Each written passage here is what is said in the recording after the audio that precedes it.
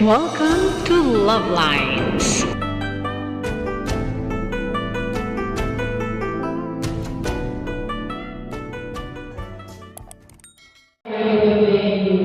Please bring peace to our families, to our country, and the whole world. Amen. The second joyful mystery is the visitation of the Blessed Virgin to her castles.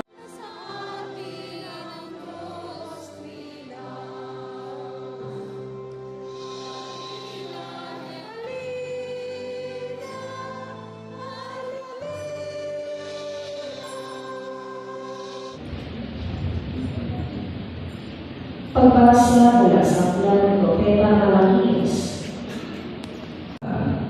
Ang ayon lang ng Kristo ay yung diba? Ang ayon lang ng Kristo ay yung diba? Letter S. S.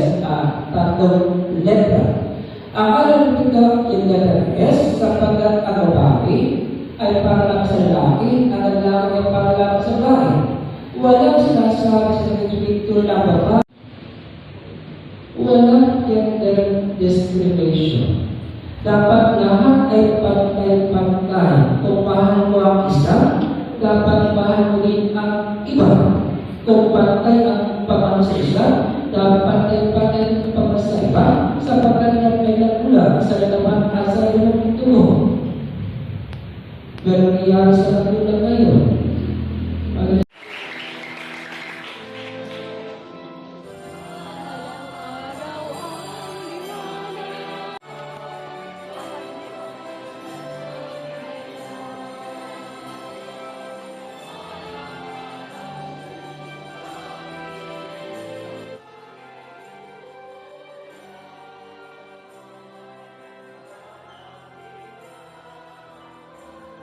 Doon na ako Ang dumadaan. ano lang, okay lang naman, di ako nabibig. Ay, ang ganda ng view. Kaya lang hindi ako makita. Ay, bebe ah. Oh. So, okay, ayun. Word for the day. Ano yan? Fairness. Discriminate. Dinis kasi si ni Father, noong panahon talaga ganon, yung gender discrimination. Ang lamig pala ng walang long sleeve. Yung babae noon, talagang sa mga napapanood ko yung babae ginagawang, kaya nga may dowry, binibenta. Kahit nung panahon sa atin dito ganon din eh. So, yung pagkapanganak kay Saint John, di ba doon sa kwento dati na wala ng hindi siya nakapagsalita kasi nga parang nag-doubt siya sa angel. So nung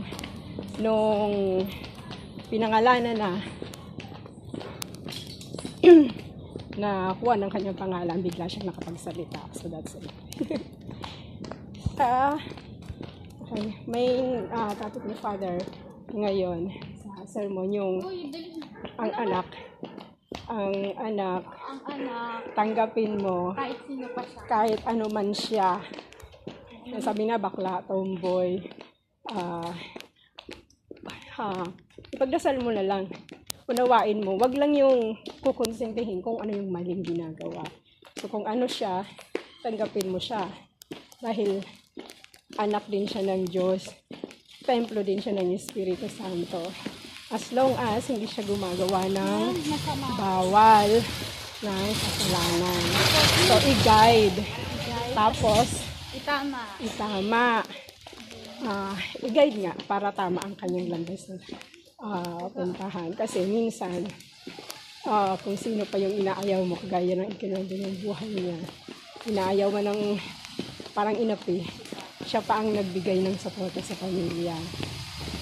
Okay, so that's it.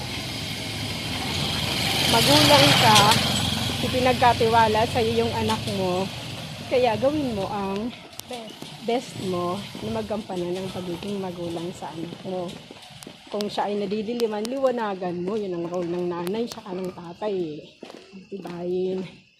pananampalataya at suportahan ang anak mo pag nagkatiwala sa inyo ng Diyos. Dahil kung hindi mo kaya, hindi naman sa ibibigay yan na obligasyon. Okay, so may kapansanan man, babae, o hindi naman straight ang kanyang sexual orientation, mahalin mo yan dahil anak mo yan. Binigay yan sa'yo. Obligasyon mo yan, mission mo yan. Yun ang sabi ng una, naalala ko, mission mo yung mga anak na pinagkaloob sa'yo. So, do your best. God will do the rest. Have faith because nothing is impossible in God. Okay, so that's all for now. Thank you for watching. Have a good day. God bless you. God loves you. God's beautiful creation, Mama. So that's all for now. Thank you so much for watching.